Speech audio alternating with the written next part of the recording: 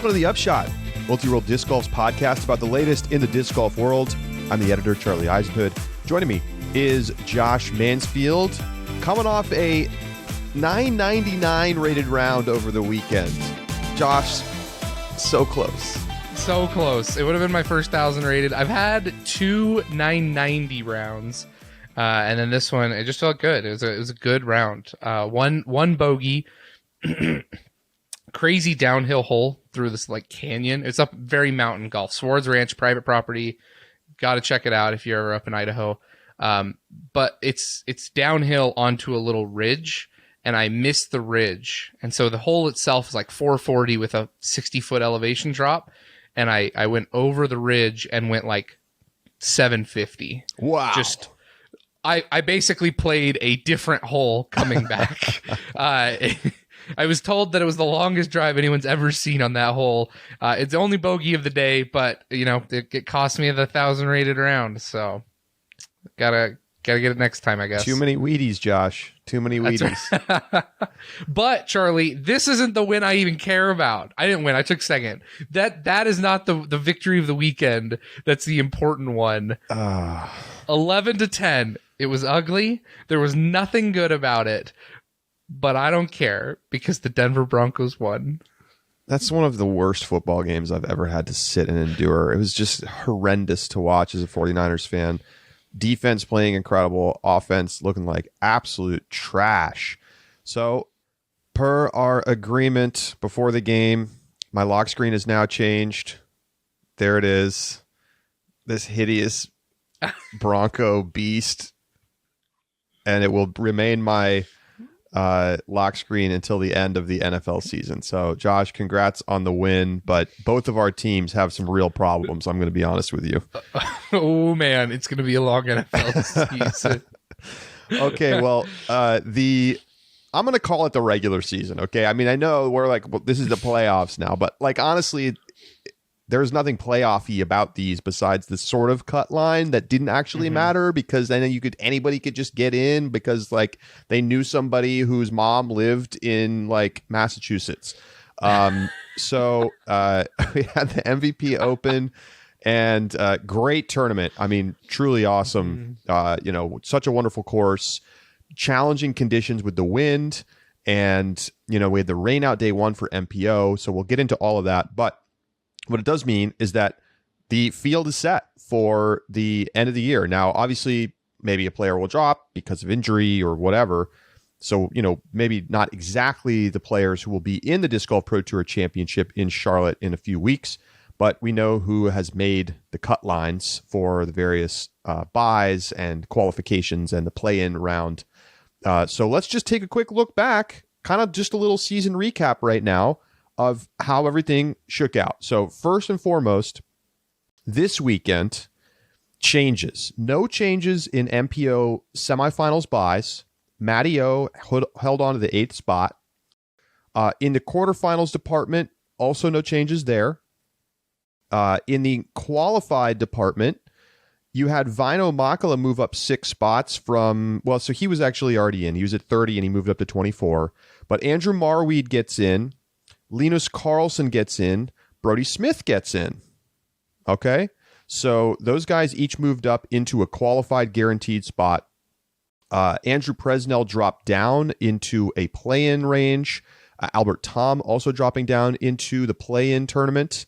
And Thomas Gilbert moves up a spot and will have a place because Nico, who's currently in 34th place, will not be involved as he is suspended. So even if Eagle plays, Gilbert at 36 will be in. If Eagle plays, he'll be the last one in. If he doesn't, then it'll be Jake Hebenheimer, who's currently in 37th. So that's the changes on the MPO side. On the FPO side, Owen Scoggins held on to her bye to semifinals spot.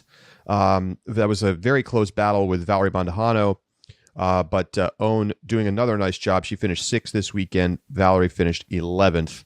And Missy Gannon finished 15th. So Holland Handley moves up from a play-in spot into a qualified spot. Jen Allen moves into the play-in. Macy Vela Diaz moves into the play-in. Alexis Mondahano falls from qualified into the play-in. And then the real question at this point is, will Haley King play? If she does, because she won U.S. Women's, then she'll be the last in. If not, Lisa Fakis will be the last in. So that's the changes from this weekend. Kristen Tatar wins the points series on the season. Pretty amazing considering that I believe she had no drops, Josh. I'm going to double check that because she didn't play 2 of the majors and she missed enough of the season. That's correct. She had 0 dropped events, but she still was able to beat out Paige Pierce by almost 100 points. Paige had multiple drops. She dropped her 7th place finish at Jonesboro. She dropped her 6th place finish at Waco. She dropped her U.S. Women's 21st place finish, and she dropped her Idlewild 10th place finish, and still came up only in 2nd place. So that tells you just how amazing Kristen was this season. Hasn't missed 3rd place at any point. Incredible streak of podium finishes continuing. On the men's side, Ricky Wysocki holds off Paul McBeth by under 5 points to win the points series. And Josh, he tweeted about it after the tournament. There was like a little trophy ceremony if you watched the live coverage.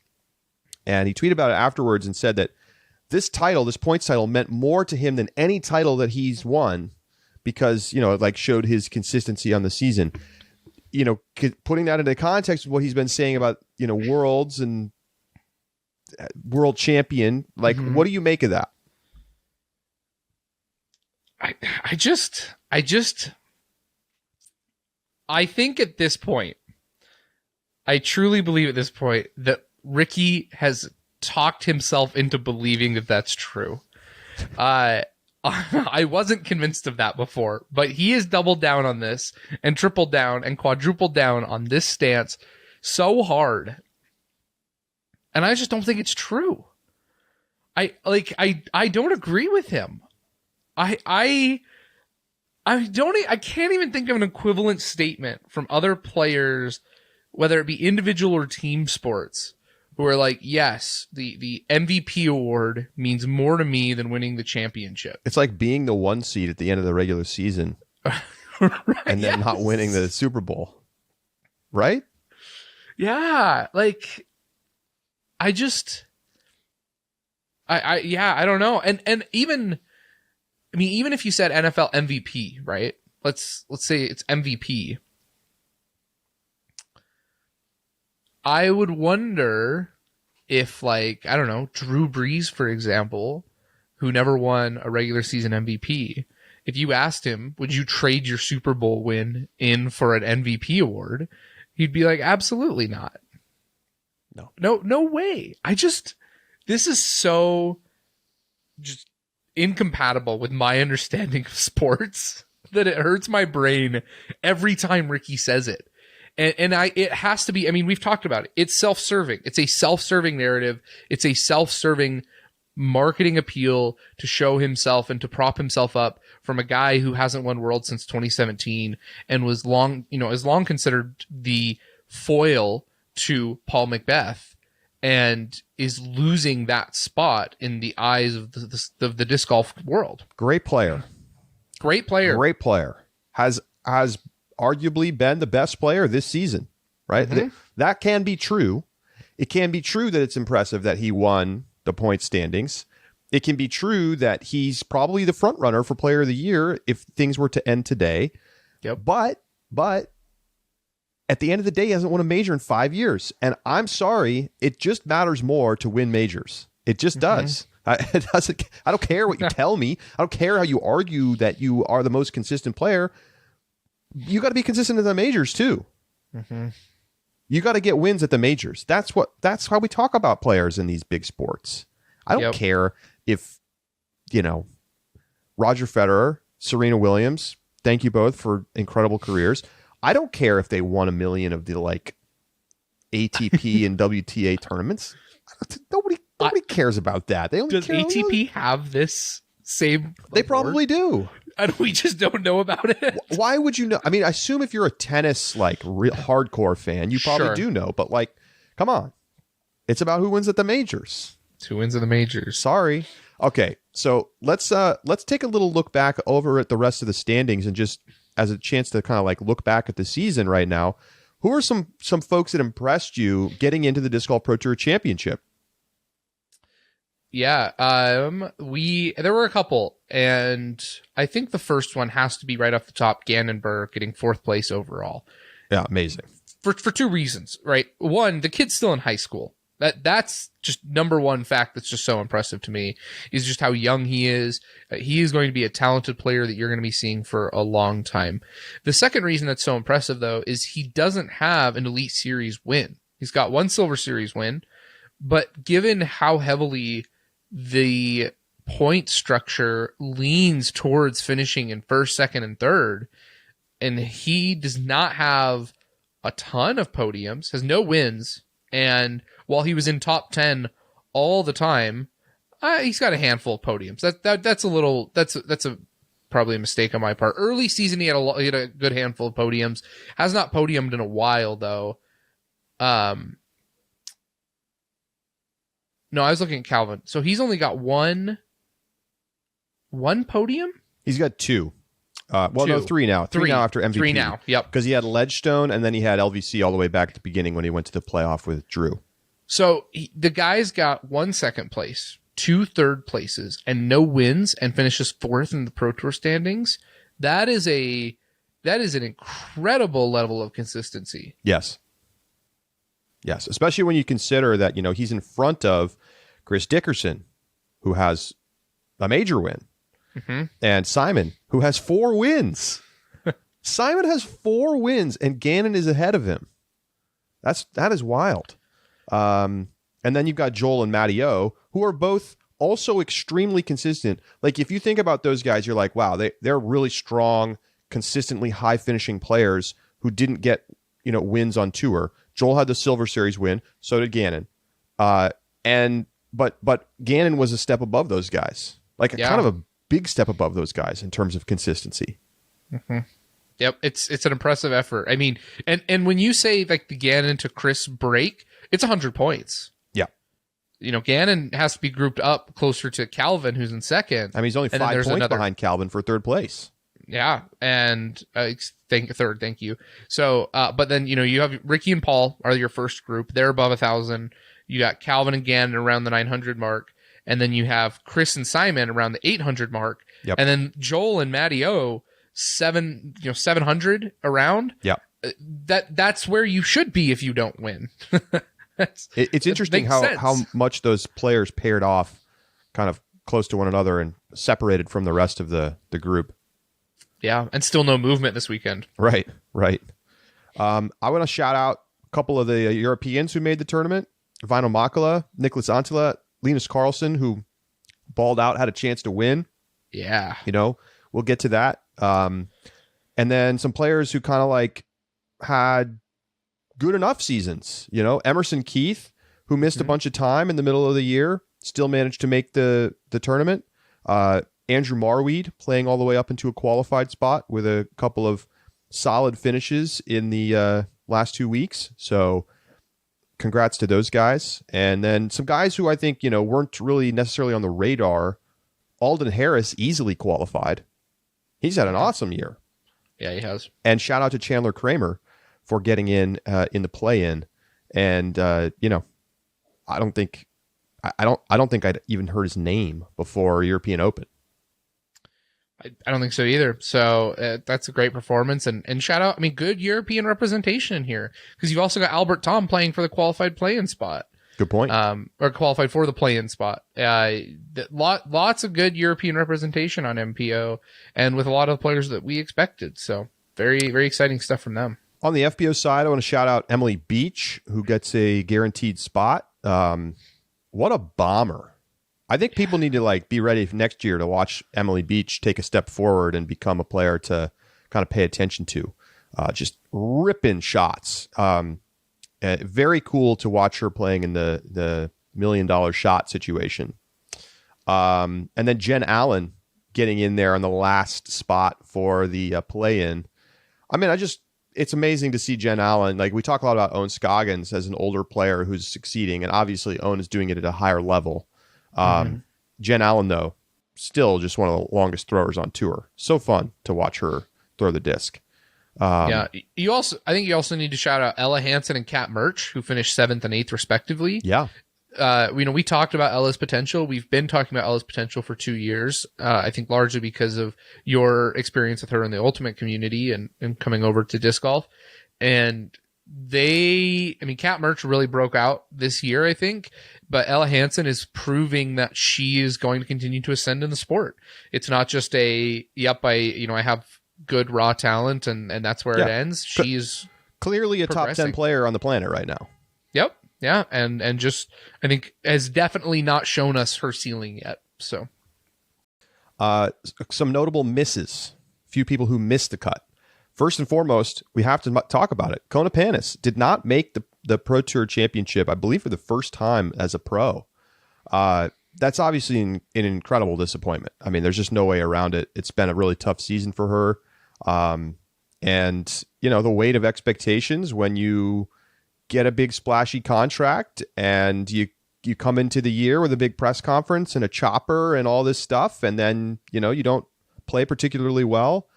Of course, in some ways I really feel for her because I know how hard it must be to deal with all the comments and everything online. But on the other hand, like, the performance just wasn't there this year. And what is there to say? Like, you have to be a little concerned about where her career goes from here. Like, does she refine the fire? Like, she got a 4-year guaranteed contract making a very comfortable 6 figures. And that doesn't include any, bonus structure or whatever, with disc sales and whatnot. So, like, from a, monetary motivation perspective, I don't know that it's there. This is like anti-contract year, right? I mean, this is what happens. But, I think on the other hand, as somebody who is a competitor, she's got to want to take a big step forward again next year. And just like, I don't know what the answers are, but it's, this is like the final blow to an already really difficult year. One thing that I'd been thinking about this week, to Kona's credit a little bit, when we interviewed Jeremy Colling, he talked about kind of the fact that he's been planning his wedding and kind of the time commitment, and not just the time commitment, but that just sometimes he found that his mind was elsewhere when he was in the midst of wedding prep. And Kona's in that same situation this season. Her and Colton are getting married in this off season. And so they've been putting in work, and that's obviously a time and a mental commitment. And I really hope that next season that she's able to come back committed, focused, and ready to play. And, there's always going to be circumstances where players, have those kind of things come up and that will distract them. I really hope that this season was an anomaly in Kona's career. But as you said, to get that kind of contract and then miss the Pro Tour Championship, you got to be not happy. Kona's, I'm sure, not happy with herself, and I'm sure DD is not happy either. How can you be? On the MPO side, I think the biggest names of note, certainly the biggest name of note, is Nate Sexton. But Nate knew he was making a choice to not make the championship. I mean, if he had gone and he had played at GMC and MVP, he would have made it. Yep. So, he's just not playing as much these days, which is a boon to the rest of us because then we get to have him in the commentary booth. True. So he will not be there. Other notable names, Luke Humphreys, who was at the top of the table early this season, and was the biggest story of February and early March on the Disc Golf Pro Tour, ended up not making the Disc Golf Pro Tour Championship. So that's obviously pretty disappointing given where he was early in the season. And there's some other notable names: Austin Hannum, Yuli. There's other folks down there who are notable names that didn't make the tournament, but that's the tour. That's the tour right now. You can't just be good. Being a top 50 player is not going to get you in. You have to be better than that. So a lot of good players didn't make the cut. we've got some over-unders that we need to resolve here. Oh, let's do that right now. The Yes. standings are placed. Yeah. First one up, Kevin Jones, 8th place, bye to semis. I took the over, saying he would fall out. I was right. Sorry, Kevin. I like you a lot, but I had that feeling. I get the point for having Kevin drop out of the bye to semis. I'll tell you what, though. I mean, I'm not exactly inspired by him going 22nd GMC and 58th at MVP, but he's a real gamer when it comes to these kinds of like more heads up type golf. I think he's going to be a threat at the Pro Tour Championship. We've obviously seen him play very well in the past, not on the course that they'll be playing this year, but it's a little concerning that he's not looking very sharp in the woods. But I still think, when it's just like one round, got to play great, Kevin Jones is going to be dangerous. I think that's a fair pick. I agree with that. Okay, so point for you there. Yep. Next over under, Casey White. He was in 43rd place. Charlie, you took the under of him getting in. A great MVP showing. He finished in top 20, and that probably would have been enough had he done anything at GMC, but he missed the cut for the first time in his career at GMC. He is still on the outside looking in. I think he moved up a couple. The cut at GMC. One spot. The guy was like in first place briefly in round one. Yeah. Disastrous. But that gives me another point. Also really like Casey White. There's a theme here. I'm betting against people that we really like here on the Upshot. Sorry guys. You're both still winners in my heart. Next we have Hannah Blomroos, who was 25th outside looking in. I took the under, saying that she would get in. I was correct about that one. She did jump in. Did she get? She's in 15th, so she's going to have to play the play-in. She is going to have to play the play-in. Okay. But she should be a heavy favorite to get one of the two spots. But, I don't know. If you're talking about a one-round pressure situation, you telling me Hannah has to win 4 final rounds? Oh, God. We'll see. She's going to be going up against Alexis Mondahano, Jessica Weiss, Macy Vela-Diaz, Jen Allen, and probably Haley King. I don't know. I think Macy Vela-Diaz feels like a pick, too. I think so. I really like Macy Vela-Diaz, and I like Jessica Weiss for this format. Especially, I mean, I don't know the course much, but Woods... Jessica Weiss. Hannah's throwing it too good. I think she's going to get in even if the putter isn't there. Well, we'll have picks coming up in a couple weeks for that one. Yes, we will. Final one, Valerie Mondahano, 4th place bye to semis. Charlie, you said that she would fall out, and you were correct. So salvage a point. You salvaged one over under with that pick. It is Owen Scoggins who gets the bye, bumping Valerie out. So those were over-unders for the playoffs. Great stuff. All right. We're going to take a quick break. When we come back, we're talking all things MVP Open. We got a lot to talk about. So don't go anywhere. It's the Upshot.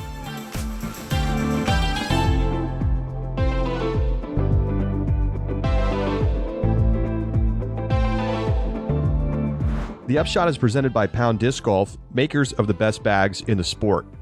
Well, it's almost here. The Rufus Custom Pack Builder is going to be available very soon at pounddiscgolf.com. You'll be able to design exactly the Rufus of your dreams with all of the bag parts customizable with colors, the patches, the zippers, the sides, everything. So check out pounddiscgolf.com and stay tuned to their social media pages for when the Custom Pack Builder will be announced. It's supposed to be by the end of the month, so that's just a couple days. Go to pounddiscgolf.com to learn more. It's time to tell you about Sunset Lake CBD, a hemp farm located just outside of Burlington, Vermont. For years, Sunset Lake produced milk for Ben & Jerry's ice cream, and in 2019, they diversified and started growing hemp for CBD. Sunset Lake believes their farm-table approach is the best way for you to get responsibly produced, high-quality CBD products that actually work. Sunset Lake CBD crafts topicals, gummies, oils, and more to help with stress, aches, and sleep. Certainly, I know that it's very nice to be able to just have a gummy in the evening, wind down, whether you're just reading a book, watching a TV show before you go to bed. Great way to end the day and get a great night's sleep. So Check them out today at sunsetlakecbd.com. Use coupon code UPSHOT to get 20% off all of their products.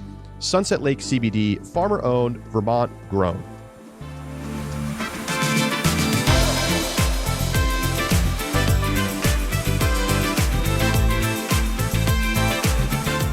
Welcome back to the Upshot.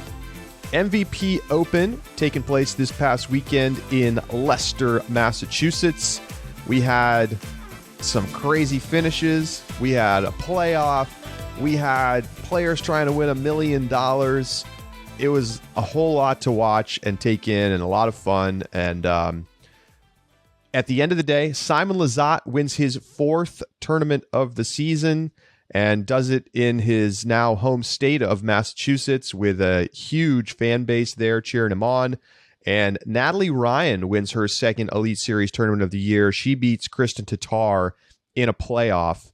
And Josh, there was a lot of drama this weekend, not only with the DGPT standings and who was going to make the cut lines and who was going to win the points totals, but also just in this tournament itself.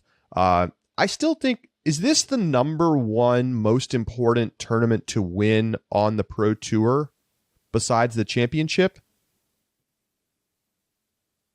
That's a really interesting question. I think it varies, because when I think about prestige, I actually think it might go to Ledgestone. Interesting. Maple Hill it's the classic disc golf course, right? But I don't know. That's a really interesting question. Maybe it is. I'm not a professional player, so I don't know. But for Simon, it has to be. I think, and he said as much. Yes, I'm curious to know. I'm sure he'd probably rather win European Open if given the choice, because it's a major. But I bet this tournament is right behind it in his book. I know this is an important event to him, and the added value of him being the local hero plays a big role in, I think, Simon. And I want to mention, man, poor Corey Ellis, after every bad shot. So when he throws OB on the 18th hole, one guy you hear guy, and I didn't really, I watched it, but when I went back and rewatched it before this show, it just impressed upon me even more. Some guy just shouts Simon's name, and then the entire crowd just erupts into roars and applause. And I'm like, man, that is brutal for Corey Ellis. And then, he misses the putt, and you have kind of the hushed silence. And then same guy just yells Simon's name and just roars again of just excitement for the crowd. And it's a tough break. There isn't often a home field advantage. I was just going to say that. Yeah. It's not often in disc golf that you have the home field advantage. And Simon really does. He's the kind of player who earns that. It's the location. It's a tournament that draws the kind of spectator support. It reminded me of Serena Williams' last match at the US Open. Yeah. When every time she would bring it back to match point, because remember, she lost on that just crazy game that lasted forever. And every time she put it to brought it back in her advantage, or it went back to match point, it was always cheers for Serena. It was never cheers for her opponent. And that must be brutal in an individual sport where home field advantage isn't really a thing. Yeah, but U.S. players at the U.S. Open are going to get that love, and of course, Serena is on another level of that. Yeah. Look, this was a wild one. This was a wild one. Simon was 2 over after round 1, and somebody in our Discord actually was like, before the tournament, I like Simon this weekend. He's not going to quit early, and that is so true. You think about that.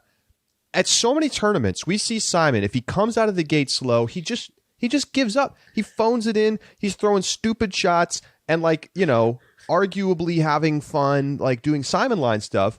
But he takes himself completely out of contention, right? It's like a choice. Mm-hmm. And he said in his post round interview, I feel like I'm either playing for first or I'm playing for 30th this season, and that's kind of true. He's had very disparate results. But he didn't give up, even though arguably he could have. I mean, the best round of the day was only 5 down from Raven Newsom in round 1. So it wasn't like he was way back, but 7 shots behind in a 3-round event. because the first round was canceled due to thunderstorms and they didn't have enough daylight to get the round in. I mean, it is very rare to come back from that kind of situation. In fact, Simon becomes only the third MPO player to overcome a 6-stroke deficit in a final round to win an Elite Series or a major. Macbeth did it once. Feldberg did it once. And now Simon's company. done it. Yeah, and so, but obviously he bounces back in round 2, shoots an 8 under, and then just plays out of his mind and shoots 10 under with a bogey on the final day. And has to then wait, because he was so far down the leaderboard, he has to then wait 30 minutes for the lead card to come in. And he has 2 players on 18 tied with him. So, of course, he's got to be thinking playoff, or I'm just going to lose. Right. Especially after Corey Ellis' drive. Right. So, we see Linus hits like first available and, at that point requires basically a miracle to get up and down for par and doesn't pull it off on the second shot. But Corey Ellis throws one of the best drives you'll see on the whole weekend. Perfect position. And Corey Ellis has a long walk up that fairway. Everybody else is duffing their way up the way. And we see him thinking about the weight of the shot he's about to throw. And he steps up, and it's a little 150-foot approach shot, forehand to the basket. Obviously, it's tricky. You don't want to come up short. It's OB. You can't go long. It's OB. And he just massively overthrows the upshot, Josh, on what, frankly, is a routine shot for players of this caliber on a forehand into the green. We've seen him execute that kind of shot dozens of times. And, not only does he not only does he go OB long and just like never even really have a chance, but he also doesn't put himself like into the green far enough before going OB to give himself a short putt to have a chance to save par. Instead, he has like a 70-footer. He almost makes it, but he doesn't make it. And so then both he and Linus finish worse than par, and Simon wins it. Like, holy smokes, what a crazy way to have a tournament end. We haven't seen anything like this. Literally the first time that a player has won from the chase card since Eagle did it at Idlewild 2 years ago. I think something that not enough people are talking about is when you look at Corey Ellis' shot, his shot, the shape of it looks perfect for about a 200-foot upshot, right? It was starting to swing by the time it got to the gallery. Granted, I mean, it was way too hard, but you saw the swing was happening. It was a nice height. The angle looked good. I guarantee he threw the exact shot that he had practiced from his typical landing zone. And I would be willing to bet a lot of money that he blew past his previous drives by 50 plus feet. And so when the nerves kick in, the pressure is on, he fell back on the game plan and threw the shot that he had practiced all weekend. And that was too much given how good his drive was. It's funny to think about it from that perspective, because it's kind of how adrenaline gives and takes. Mm-hmm. It juiced his drive, but it almost like was too good, because you're probably right. He probably never practiced from up there. But he just had this monster drive, and then like it actually could have made that approach shot trickier because it's not what he'd practiced. I don't know, Josh, though. Like at the end of the day, how can you be upset about having that approach shot? Like you can't. The angle is premium. You yes. And I could execute that shot. Maybe not in that moment, but like sure. That's a shot if we were in a make. Casual round. Yes. Yeah. No, and you're absolutely right. But when you are thinking about the misses that are possible, and you're like, man, I have not been up here. I don't know. And and the one thing, what is the one thing that you always you hear all the time in rounds when you miss a putt or you give something a run?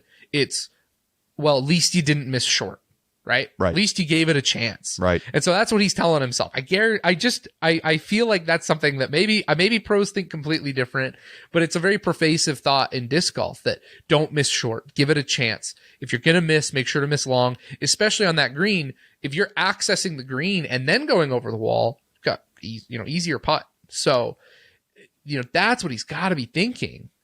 And then just blasts it, and it's too bad. It really is. It's a case of Corey Ellis. I really wish he could have made the playoff. I think that would have been just a big deal for him, because it took a Herculean effort to even get in that spot. He was, what was it, 2 over through 7, I think? 1 over through 7? He was over par through 7. He was, yeah. I mean, he had a horrendous start to the round after coming into the day with a 3-shot lead. Mm-hmm. And he didn't birdie until 8, and he had a double bogey on 5 and a bogey on 2, so he was 3 over through 7. 3 over through 7, and to turn that around and to still, I mean, that means he shot a 3 under, so a 6 under after that? I mean, just an impressive effort to get there and really put himself in great position. It's unfortunate. Simon is thrilled, and Corey Ellis is going to have to wait for his day to come again. And I think it will. I think so too. Clearly a very skilled player. This is the 3rd time this season that a player has blown a 3+ stroke lead in the final round. Obviously, we can all remember Aaron Gossage did it at Worlds. Had that 3-shot lead, gave a stroke away right away, and then Paul Macbeth chased him down. And Gannon Buhr did the same thing at Las Vegas Challenge. That one is hard to remember because it's like Drew Gibson had to play out of his mind to catch Gannon, because Gannon started to, like, the well went dry a little bit late, like he wasn't getting birdies late, but Gannon had a good round. It was a good round. And yes. Drew just was like on an absolute heater, and then never did that again the rest of the season. But yeah, that's the most times we've seen players blow 3-shot leads in a season ever in disc golf at Elite Series and majors, which speaks to the quality and the increasing depth of the field where that is possible. It also speaks to the youth of the field, right? Yes. Look at those players. I don't know Corey Ellis's age off the top of my head, but he's youthful in the sense of time on tour. Yes, and then Gossage and Burr, both youthful in time on tour as well as in their actual age. And so, just young players who are getting put in high pressure situations, who haven't had the chance to play with a lead at these type of events before, where the pressure is just unreal and you have a crowd that is cheering against you. Gossage going against the guy chasing 6 times, and Ellis going against arguably the most popular player in disc golf at his home course. And then Gannon, LVC, I mean, that one isn't quite the same in terms of the player he was up against. But still, I mean, you're playing against a veteran in Drew who's been there, done that, and he's still in high school. Yeah. By the way, Corey Ellis is in his late 20s. Okay. So, just as a note. Yeah, I mean, sick win for Simon. A weird win because of the way it went down, to win from the chase card, to have it end in that fashion where it felt like somebody should have beat him. Here's a question, Josh. Obviously, Linus was just toast because he hit the tree off his drive. Yeah. It kind of feels bad for Corey Ellis to catch all of the strays right now, like when Linus made a worse mistake in some ways. But when you think about where Corey Ellis was, do you think, is there an argument to be made that he should have just gone putter, layup, take the par? No argument. That close. You said it yourself, Charlie. You and I could arguably make that shot, and yeah, there's no, because if he lays up and then goes to a playoff and loses, just obliterated. Like we're hard on him now, but we give like there's the adrenaline and the crowd and the pressure and the the effort he got to get back there. He lays up and then loses on 18 though, and there would just be no mercy from anybody. People would be so hard on him for that one. There are times to lay up, but overall he had not been. I mean, he had a good back nine, but wasn't overall the most consistent on the day. Simon shoots I think course record at 10 under, and perhaps maybe it was just in this iteration. They mentioned it on coverage as being a course record, but that may be incorrect. I don't have. That's a good question. I know. I mean, it's certainly a great round. It was the best round of the weekend. Mm-hmm. And I don't know how. The problem with these course record things is that they change the course, and then that like eliminates the course record. It's annoying. It is annoying. Course record is 45. What did Simon shot a 50? But like how old is that course record? I mean, that's what I'm saying. I don't know how much the course has changed since Macbeth shot his 45. But I mean, I still think that they must have been talking about this weekend, because that Macbeth round was like 11-20 rated. It was totally insane. Like, even if the course has changed, you still have to call that the best round ever at the course. I think we should call course record based on, well, but the problem is weather takes into account anyway. Well, and if you change the par, like, how can it's not apples to apples anymore. Well, I was going to say you should use rating. That's fair. But rating takes into account weather. Yeah. So should the course record be a 2 under in fog that you can't see, right? Like, which is how practice rounds are. It is tough, but shoots the hot round of the weekend at the very least with a 10 under. So you've got to think that going into a playoff against that guy, when you've only gone 3 under, you're having the rough start at the beginning, is probably not where you want to be. And just, I mean, laying up is just not an option that close. No way. All right, so Simon Lizotte becomes the 7th player to win 4+ Elite Series and majors in a season. He is the 4th player ever to win 4 Disc Golf Pro Tour Elite Series events in a season. It's just the 4th time that has happened. And obviously that puts him up at the top of the list for wins on the year with Ricky. Where are things now with the Player of the Year race, Josh? We said this after Ricky's GMC win. A major is probably worth 2 Elite Series wins, but it's not worth 3.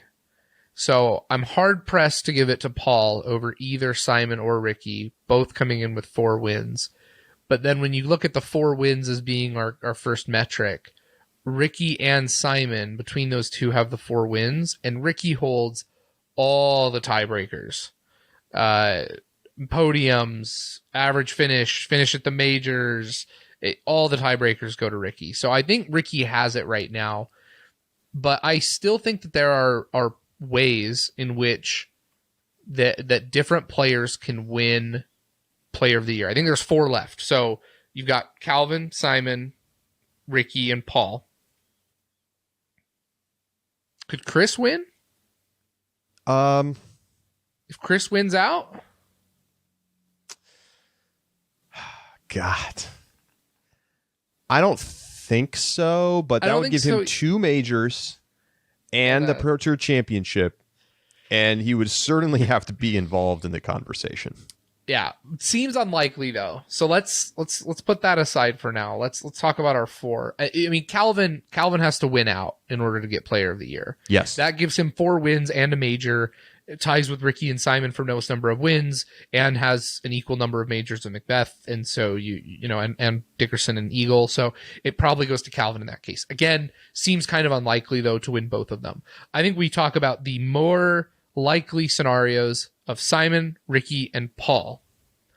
In my opinion, if Simon wins either of these events and Paul doesn't, or Paul and Ricky don't win the other one, Simon is your Player of the Year. Because he has the most number of wins outright, and even if it's the Tour Championship, while it's not a major, it is slightly elevated above a regular Elite Series. And so I think that is significant enough that if Paul doesn't win, then the 2 wins versus Simon's 5, including the Pro Tour Championship, is just not enough, right? I can't overcome it. So I think Simon's path to the Player of the Year is actually pretty clear. He needs a win, and he needs Paul and Ricky not to win. If Paul wins one of them, then we have to talk about. I think if Paul wins USDGC, he's Player of the Year. Yeah, I think if you win the 2 biggest majors and you play as well as he has the rest of the time, like even though he's got like fewer wins than he typically does, he's still been, I think he's been in the top 10 the most of any player this season. He's obviously, number 2 barely in Pro Tour points. And, how do you not give it to him when he wins the 2 biggest tournaments of the year along with an Elite Series win? I just think you have to. Like for me, that's true, right? Like if Paul wins USDGC, it's done. It's done. I don't care if Rick or Simon wins the Pro Tour Championship. The value of those tournaments is enough for me above that. I think it doesn't matter if the other people win 5 tournaments. Like he won the ones that counted the most when the pressure was the highest. But, if Rick or Simon wins USDGC and Paul wins the Pro Tour Championship, for example, then I think it's a hard conversation to have. I think so too. It's going to be really interesting. We definitely have a lot of scenarios left. We do. And the other thing about it, what's interesting to me, Rick and Simon, I don't know what Simon's historical USDGC stats are, but I know what his historical US major stats are, and they're not pretty. Rick has the monkey on his back of never having won USDGC. It's something that he's talked about, something that we talk about often. Simon does not play well when it's a major in the United States. I mean, Simon has been horrendous at Winthrop. Horrendous. Yeah. Like, I don't think I could bet on him at almost any number to win at Winthrop. And it's not like he's not capable, but he's just so bad here. I don't know why. Well, it's probably because it's easy to counter. Like it's easy to get that I'm out of it mentality. Have a bad round and just be done. And he one time finished like 5th from the bottom at this tournament. Just like a complete disaster. Yikes. Paul is very good at Winthrop. How many times has he won Winthrop? 3? He's got 2, I think. 2 USDGCs. Was it just 2? I think it's just 2. Obviously he won it last year. Uh-huh. And I know he has one other. I feel like I should be able to just remember this off the top of my head, but I don't. No, he does have 3. He does have 3. He has 3. He won I thought he had 2. He won in 15, 18, and last year. Yeah. I knew it was a while ago, the first one, but anyway. So Paul's won this tournament 3 times. And in terms of when you look at the quality of players at the top and who's playing well right now, and we'll get to Winthrop, but Paul has the most decorated history at this course and is playing very well right now. Mm-hmm. And that's a deadly combination for this Player of the Year talk. Yeah, I mean, I think this is just a simple story in some ways. Win the USDGC if you're one of those guys up at the top, and you're going to have a really good chance to win Player of the Year. I think you do. I don't think it's an absolute lock depending on who wins it, but I think you're going to put yourself obviously in a great position to do so. Well, yeah, I mean, who do you pick if Simon, Rick, or Paul wins USDGC? I think it's probably theirs at that point. Yeah, I mean, the only conversation is if Simon or Rick win the championship and Paul wins USDGC, and then I guess we have a discussion because it's the 5-3. But right, I think you and I are. But like if Calvin wins USDGC, I don't think it's guaranteed that he wins Player of the Year. No, if any of those 3 win USDGC, it's done. I agree with that. Anybody else, I think, needs both USDGC and Pro Tour Championship. All right, let's take a look over at what happened in FPO. Kristen Tatar finally lost a tournament, Josh. I mean, and I don't think anybody would have predicted Natalie Ryan winning this weekend. Mm-mm. I mean, in a similar story to Simon, it came down to the very end, and Natalie had a bad start. She started 7 over in round 1. 7 over. She was 9 shots back of Kat Murch, 8 shots back of Kristen Tatar, came all the way back, improved her score each round, and was able to catch Kristen. Well, she was ahead going into the final day. And it was just enough. Kristen shot only 1 stroke better. That was enough for Kristen to tie Ryan. And then they go to the playoff, and Ryan plays it perfectly. Just a big bomb drive, finally gets a good clean drive on 18, and then throws the approach, and it ticks off the wall and is parked. Kristen Tatar plays more conservatively, as we've seen from her a lot over the last few weeks, and has a good approach shot, but leaves herself circle's edge and just barely misses the putt on a day where it just wasn't quite clicking from circle 2. She was 0 for 5 during the round, and then made it 0 for 6 on the playoff hole. Natalie Ryan tapped it in, and that was it. Her second win of the season. And I am impressed, particularly because I would never have thought that Natalie Ryan would win on a course like this. Mm-hmm. Simple as that.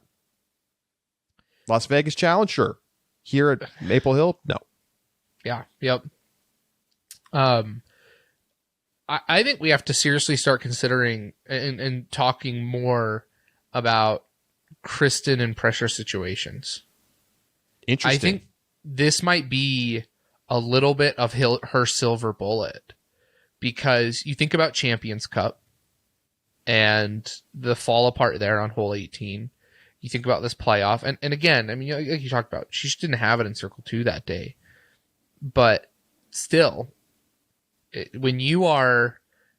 you're getting praise for having just, as some had said, the best FPO season of all time, I think we dispelled that myth, but definitely a historic FPO season, for a lot of reasons, given especially the fact that she is a European and was not playing a full tour. It's interesting to me that she's had a couple of close tournaments and has not been able to lock it out. If I remember right, and I'm probably, if I'm not, I know I'll get corrected, but at Texas States, didn't she have a chance to win and throw OB? Yes, on 18. On 18. Where you had the road on the right side and the fence on the left. I do remember this. Yeah, so there have been a couple of cases where Kristen has gone into 18 with a chance to win, or a playoff now with a chance to win, and has not executed to the level that Kristen has all season. And you think about her wins. I mean, her wins have been blowouts. It's when we were talking before this tournament, it wasn't a question of, is Kristen winning? It's a question of how much does Kristen win by? And which means if you can keep it close with Kristen down the stretch, you may have a good chance of beating her, because I think Kristen just is not playing up to her standards when under pressure. It's an interesting point, because if you look at her wins, Jonesboro, that was a pretty comfortable win, was it not? Yeah, that was the 13-stroke win or whatever. And then DDO, she dominated again. And then Des Moines. I don't remember what the final scores were at Des Moines. I don't remember either. I'm going to look it up. Okay, you pull that up. I'm pulling something else up for Waco. Texas State's Kristen was down 1 going into 18. Paige birdied, so maybe it's a moot point, but Kristen went OB, ended up taking a double bogey. So Des Moines, Kristen won by 4 strokes. Okay. And Evelina and Kristen shot the same score, 59. Then we have Worlds, where, it was not close whatsoever. Nope. We have GMC. And also was not that close. It wasn't that close, right? And then, obviously it was close at MVP, and she came up just a little bit short. I don't know. Hang on, before you say anything, okay. She has 4 second place finishes, Champions Cup, MVP, Texas State's, and Waco. I just pulled up Waco. She was tied with Valerie Mondahano going into hole 17. Valerie birdied it. Kristen double bogeys it out of the tournament. Loses by 3 strokes. Is 17 the one where Valerie had that incredible shot, or was that 16? I don't remember. And 17 is a hard hole. That's the one that, goes to the long and then has the peninsula next to the water. So it's kind of the dog leg right and is almost equal distance from the corner. Okay, hang on. I gotta know. It was 17. It was 17. She had that beautiful approach shot where she, she threw the backhand and it rode, out right a little bit and was totally parked. And Kristen went OB, right? She got caught up on the right side, and then she tried to throw forehand, and it went in the water, right? Yep, I think you're right. Or she at some point she ended up OB. I think she went in the water. Actually, it says 0 OB throws. She didn't even go OB. So she just got caught up, and then she shorted the second shot, and then I think she missed the putt once she was in the circle one. Yeah. Yes. Wow, Josh. Wow. 4 second place finishes and all have blow-ups. 3 on 18. Well, 1 in a playoff, 2 on 18, and 1 on 17. Very interesting. Very interesting. I think, obviously, it's nitpicky to be coming at Kristen Tatar after the way she's played this year. But it's a good point. She's had a chance to win a lot. Now, the thing is, she's had a chance to win a lot because she's been playing so well. Yes. And obviously, when you put yourself in that position a bunch of times, you're going to have some failures. But she hasn't won in the close spots. Never. She's only won in the blowouts this year. Yeah. Very interesting. Because you would think that she would have won like 2 of those, right? Yeah. Then we wouldn't be talking about like maybe Kristen chokes when it's a high pressure situations because she won a couple of them, lost a couple. That's how the chips fall sometimes. But the fact that she has not won a close tournament at all this season, every one of her wins have been blowout, and she's lost in the last couple holes 4 times when it was close. Very interesting. Kristen is now 0 for 3 in playoffs at PDGA tournaments. 0 for 3. Once in 2018 on the European Pro Tour, at a B tier in 2019, and now here at Maple Hill. So Natalie Ryan is 2-0 in PDGA playoffs. And so, look, this is a great win for Natalie Ryan. Yep. I mean, there's just no way around it. Like, to beat this field on this course, the way that she started the tournament, it's a real achievement to come all the way back and win. Easily the biggest win of her career.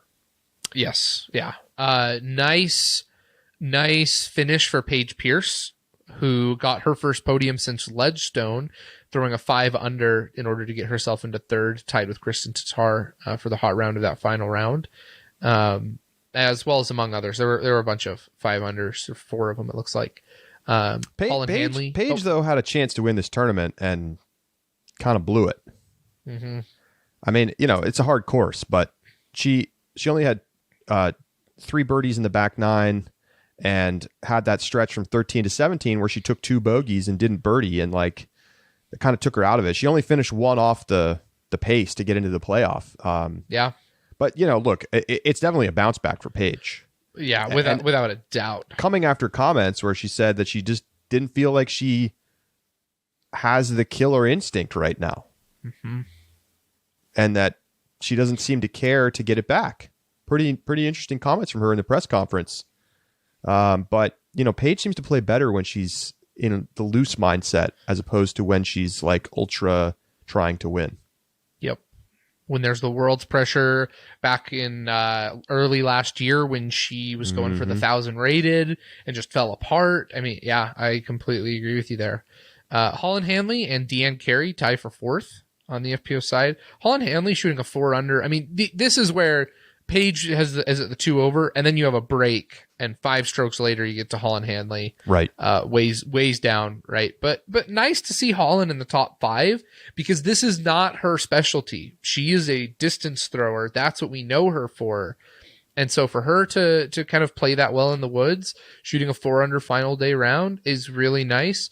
I am so excited to watch players like Holland Hanley and Ella Hansen, who also finished in the top 10, develop their game so that they have the complete package of technicality, touch, as it to go along with just elite athleticism. Yeah. I mean, we're going to see them continue to improve. I mean, I think we've seen both of them take a step forward this season. Hannah Blomroos was in a great position it was looking like she might make a charge for the win at this tournament, but then took 2 triple bogeys on 17 and 18 to not only fall out of the top 5 but also fall out of a guaranteed spot in the Disc Golf Pro Tour Championship. Now she's going to have to play in. brutal. But she 5-putted on 17. Just gruesome, Josh. Gruesome. Yeah, the putting woes continued, and I don't have a lot to say about it, right? Like, I don't. No, it's like talking about Evelina earlier this year. Let's just like, right. What can you say? Like, yeah, y'all got to figure it out. Mm-hmm. There was no cut this weekend because of the delayed round. There usually would have been because it's a 4-round tournament, but because of the delay followed by the cancellation of the MPO round, they chose just not to make a cut in either division. And so, I think the big note, Kona Panis missed cash, Jen Allen missed cash, but all got to play on Sunday. Sarah Hokum, I think, didn't she play back from a pretty poor start to get back up and in? Well, she had a 2-under on the final day. Hokum 8 over on round 2. That's what I remembered. Yep. Just a disaster of a round 2. So for her to work her way back up into 11th place was not bad, given that she had an 8 and a 4. The 2-under was a good round, and just not her weekend. And I think, as you said, Charlie, Father Time might just be catching up. Might finally be catching up.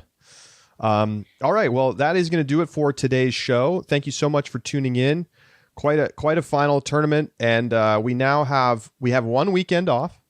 Everybody's getting ready for USDGC and the Throw Pink Women's Disc Golf Championship coming up in Rock Hill Thursday through Sunday of next week. So we will continue kind of recapping what we've seen so far this year. We'll probably get to some mail as well. So shoot us an email, upshot@ultiworld.com. Make sure you join with a subscription as well. You can check out our Rapid React show to the MVP Open. And we're going to be doing daily live shows throughout USDGC and Throw Pink. So make sure that you head over to discgolf.ultiworld.com/subscribe and join in for what are some of the most fun pods that we do live in our Discord with everybody in the chat, and it's great. So we're getting ready for that. We've got a bunch of shows coming up to kind of catch up on things. So if you have questions or topics you want us to get to, give us a shout at upshot@ultiworld.com. The season is coming to an end. We've just got a few weeks left, 2 tournaments to go. Player of the Year race is on the line. I mean, you can't count out Paige, right? She could still, if she goes win-win at Throw Pink and Disc Golf Pro Tour Championship, like maybe. I don't know. I think Kristen's done enough, but I don't. Man, it's tough because they're not technically majors. It'll be interesting. It's true, but Paige has 2 majors. Kristen has 1. I don't know. There's going to be a conversation. So we will, of course, break it all down and get you ready for USDGC and Throw Pink at Winthrop in just over a week from now. So for Josh Mansfield, I'm Charlie Eisenhood saying so long, and we'll talk to you on Thursday right here on The Upshot. Broncos country, let's ride.